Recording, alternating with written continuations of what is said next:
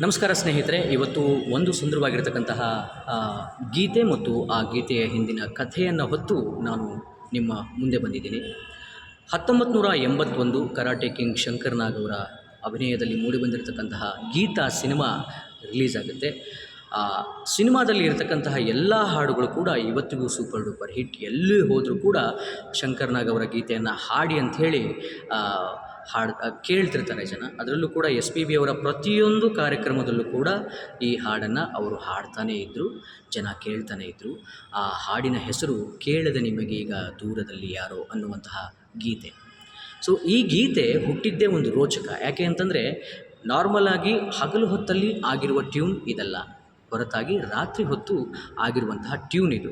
ಯಾಕೆ ಅಂತಂದರೆ ಈ ಚಿತ್ರದ ಸಂಗೀತ ನಿರ್ದೇಶಕರಾಗಿರುವಂತಹ ಇಳಯರಾಜರವರು 1970-80ರ ದಶಕದ ಕಾಲದಲ್ಲಿ ಬಹಳ ಬಿಜಿಯೆಸ್ಟ್ ಮ್ಯೂಸಿಕ್ ಡೈರೆಕ್ಟರ್. ಅವರ ಡೇಟ್ ಸಿಗೋದೇ ಕಷ್ಟ ಇತ್ತು.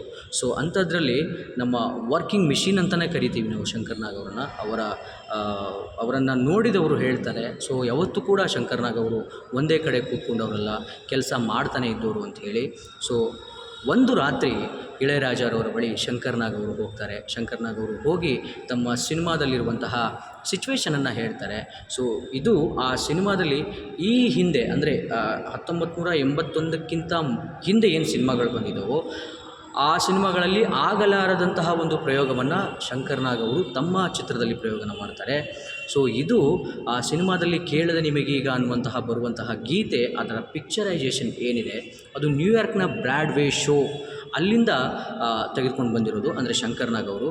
ಸೊ ಅದು ಯಾವ ರೀತಿಯಾಗಿ ಪ್ರಸ್ತುತವನ್ನು ಪಡಿಸ್ತಾ ಇದ್ರು ಅಂತಂದರೆ ನ್ಯೂಯಾರ್ಕ್ನಲ್ಲಿ ಒಂದು ಅಲ್ಲಿ ಹಾಡಿದೆ, ಅದನ್ನು ಲೈವಾಗಿ ಹಾಡಬೇಕು. ಅಲ್ಲಿ ಒಂದು ಕಥೆ ಇದೆ, ಆ ಕಥೆಯನ್ನು ಹೇಳಬೇಕು ಮತ್ತು ಅಲ್ಲಿ ನಟನೆಯೂ ಕೂಡ ಇದೆ.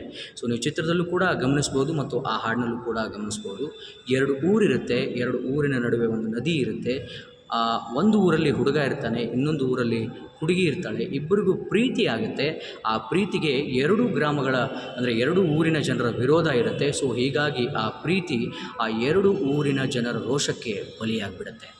ಸೊ ಅದನ್ನು ಇಲ್ಲಿ ಇಳಯರಾಜರವರಿಗೆ ಅವರು ನ್ಯಾರೇಟ್ ಮಾಡ್ತಾರೆ. ಈ ರೀತಿಯಾಗಿ ಸಿಚುವೇಷನ್ ಇದೆ, ಇದಕ್ಕೆ ಒಂದು ಟ್ಯೂನನ್ನು ಮಾಡಿಕೊಡಿ ಅಂತ ಹೇಳಿ ಕೂತ್ಕೊಳ್ತಾರೆ. ಆವಾಗ ಇಳಯರಾಜರವರು ತಮ್ಮ ಬತ್ತಳಿಕೆಯಲ್ಲಿರ್ತಕ್ಕಂಥ ಈ ಟ್ಯೂನನ್ನು, ಅಂದರೆ ಕೇಳದ ನಿಮಗೀಗ ದೂರದಲ್ಲಿ ಯಾರೋ ಅನ್ನುವಂತಹ ಈ ಟ್ಯೂನನ್ನು ಕೊಡ್ತಾರೆ. ಅದಕ್ಕೆ ಅಚ್ಚುಕಟ್ಟಾಗಿ ಚಿ ಉದಯಶಂಕರ್ ಅವರು ಸಾಹಿತ್ಯವನ್ನು ಬರೀತಾರೆ. ಮೊದಲು ಇದು ನ್ಯಾರೇಟ್ ಸ್ಟೈಲಲ್ಲಿ ಇರಲಿಲ್ಲ, ಅಂದರೆ ಅದನ್ನು ಹೇಳ್ತಾ ಹೋಗುವಂತಹ ಶೈಲಿಯಲ್ಲಿ ಇರಲಿಲ್ಲ. ಅದು ಯಾವ ರೀತಿಯಾಗಿ ಇತ್ತು ಅಂದರೆ, ಮಲ್ಲಿಗೆ ಒಂದೂರು ಸಂಪಿಗೆ ಒಂದೂರು ಈ ರೀತಿಯಾಗಿತ್ತು. ಅದನ್ನು ಮತ್ತೆ ಇಳಯರಾಜರವರು ತಮ್ಮ ತಲೆಗೆ ತಗೊಂಡು ಮತ್ತೆ ಚೇಂಜ್ ಮಾಡ್ತಾರೆ. ಫಸ್ಟು ಲೈನೇ ಲಾ ಲ ಲ ಲ ಲ ಲಾ ಲಾ ಲಾ ಲ ಲ ಲ ಲಾ ಲಾ ಲಾ ಲಾ ಲಾ ಲಾ ಲಾ ಲಾ ಲಾ ಲಾ ಲಾ ಲಾ ಲಾ ಓ ಲಾ ಲಾ ಲಾ ಲಾ ಲಾ ಲಾ ಕೇಳದೆ ನಿಮಗೀಗ ದೂರದಲ್ಲಿ ಯಾರೋ ಹಾಡು ಹೇಳಿದಂತೆ ಒಂದು ಹೆಣ್ಣಿನ ಓ ನೊಂದ ವಿರಹ ಗೀತೆ ಕೇಳದೆ ನಿಮಗೀಗ ದೂರದಲ್ಲಿ ಯಾರು. ಪ್ರತಿಯೊಂದು ಲೈನನ್ನು ಕೂಡ ಚಿ ಉದಯಶಂಕರ್ ಅವರು ಬಹಳ ಅಚ್ಚುಕಟ್ಟಾಗಿ ಬರೆದಿರ್ತಾರೆ.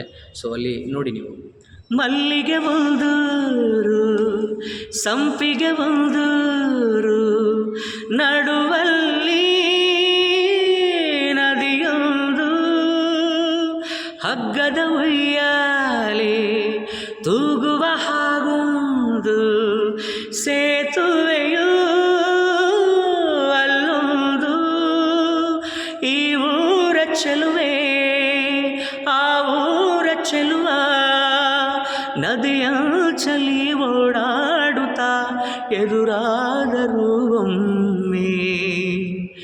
ಅಲ್ಲಿ ಅವ್ರು ಹೇಳ್ತಾರೆ, ಈ ಊರೊಬ್ಬನಲ್ಲಿ ಚೆಲುವ ಇದ್ದ, ಈ ಊರಲ್ಲಿ ಚೆಲುವೆ ಇದ್ಲು, ಎದುರಾದರು, ಪ್ರೀತಿ ಮಾಡೋಕ್ಕೆ ಸ್ಟಾರ್ಟ್ ಮಾಡಿದ್ರು, ಅಂದರೆ ಒಬ್ರಿಗೊಬ್ರನ್ನ ನೋಡಿದ್ರು ಅಂತೇಳಿ. ಆಮೇಲೆ ಮುಂದೆ ಬರೋ ಲೈನ್ಸ್ ಇದೆ, ಚೆಲುವೆಯ ಕಂಡಾಗ ಚೆಲುವನ ಮನದಲ್ಲಿ ನೂರಾಸೆ ಬಂದ ಚಲುವೆಯ ಕಣ್ಣಲ್ಲಿ ಚಲುವನು ಮನೆ ಮಾಡಿ ಶಿಲೆಯಂತೆ ನಿಂತಾಗ ಹೂವಾಗಿ ಮನಸ್ಸು ನೂರಾರು ಕನಸು ಬೆರಗಾದರೂ ಒಲವಿಂದಲಿ ಒಂದಾದರೂ ಆಗ ಕೇಳದೆ ನಿಮಗೀಗ ದೂರದಲ್ಲಿ ಯಾರೋ. ನೋಡಿ, ಈಗ ಇಬ್ಬರು ಪ್ರೇಮಿಗಳು ಸೇರಿದ್ರು, ಅಲ್ಲಿ ಒಬ್ರಿಗೊಬ್ರು ನೋಡಿದ್ರು, ಇಲ್ಲಿ ಇಬ್ಬರ ನಡುವೆ ಪ್ರೀತಿ ಆಯಿತು. ಈ ಪ್ರೀತಿ ಮುಂದೆ ಹೇಗೆ ಆಗುತ್ತೆ ಅನ್ನೋದನ್ನು ಚಿ ಉದಯಶಂಕರ್ ಅವರು ಅಚ್ಚುಕಟ್ಟಾಗಿ ನಿಭಾಯಿಸಿದ್ದಾರೆ, ಅದನ್ನು ಬರೆದಿದ್ದಾರೆ. ಮತ್ತು ಅಷ್ಟೇ ಅಚ್ಚುಕಟ್ಟಾಗಿ ನಮ್ಮ ದೇವರು ಎಸ್ ಪಿ ಬಾಲಸುಬ್ರಹ್ಮಣ್ಯಂ ಅವರು ಬಹಳ ಅದ್ಭುತವಾಗಿ ಅದನ್ನು ಪ್ರಸ್ತುತಪಡಿಸಿದ್ದಾರೆ. ಇಲ್ಲಿ ಆ ವಿಷಯ, ಚೆಲುವೆಗೆ ಒಬ್ಬ ಮಾವ ಇರ್ತಾನೆ, ಆ ಮಾವನಿಗೆ ಈಕೆ ಪ್ರೀತಿ ಮಾಡುವಂತಹ ವಿಷಯ ಗೊತ್ತಾಗುತ್ತೆ. ಆಗ ಆತ ಯಾವ ರೀತಿಯಾಗಿ ನಡ್ಕೊಳ್ತಾನೆ ಅನ್ನೋದನ್ನು ಕೂಡ ಇಲ್ಲಿ ಚೆನ್ನಾಗಿ ಹೇಳಿದ್ದಾರೆ. ಚೆಲುವೆಯ ಮಾವಯ್ಯ ಒಲವಿನ ಕಥೆ ಕೇಳಿ ರೋಷದಲ್ಲಿ ಎಗರಾಡಿ ಸೇತುವೆ ಬಳಿ ಬಂದಾಗ ಪ್ರೇಮಿಗಳ ಕಂಡಾಗ ಹುಲಿಯಂತೆ ಎಗರಾಡಿ ಹಲ್ಲನ್ನು ಮಸೆದ ಸೇತುವೆಯ ಕಡಿದ.